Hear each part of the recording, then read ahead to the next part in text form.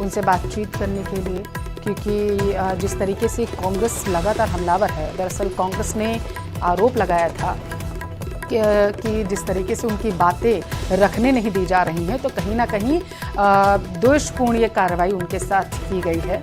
और यही वजह है कि अब जो उन्होंने बयान दिया वासुदेव देवनानी ने, तो उनकी तरफ से कहा गया कि मैं दोनों ही पक्ष को बहुत ही विनम्रता के साथ सुनता हूँ, सभी की बातें सदन में रखी जाएं, मैं इसी कोशिश में रहता हूँ, लेकिन जिस तरीके के मुझ पर आरोप लगाए गए वो गलत है।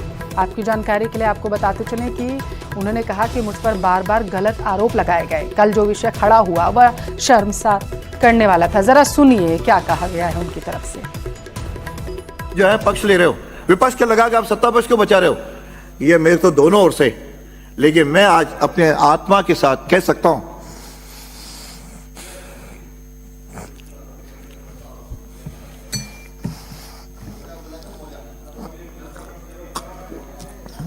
कि मैंने कभी भी पक्षपात नहीं किया और न करूंगा।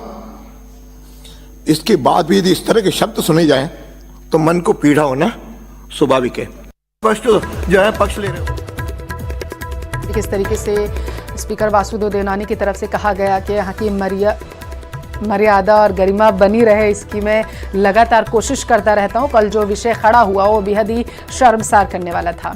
दरअसल कांग्रेस की तरफ से आरोप लगाया जा रहा है कि जिस तरीके के शब्दों का इस्तेमाल बीजेपी के मंत्री की तरफ से किया गया है सदन में, उस शब्द को हटाया जाए। पूर्व पीएम की तरफ के लिए जो दादी शब्द का इस्तेमाल किया गया था, कांग्रेस चाहती है उसे कार्यवाही से हटा दिया जाए, सदन की कार्यवाही से हटाया जाए, और उसको लेकर के हंगामा किया गया था।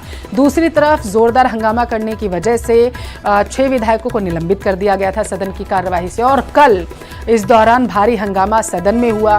वासुदेव देवनानी को मार्शल बुलाने पड़े, जो निलंबित विधायक थे उनको बाहर करने के लिए, क्योंकि स्पीकर की तरफ से कहा गया कि जो निलंबित विधायक हैं वो सदन की कार्यवाही में शामिल ना हो, वो बाहर चले जाएं। इस पर जोरदार हंगामा हुआ।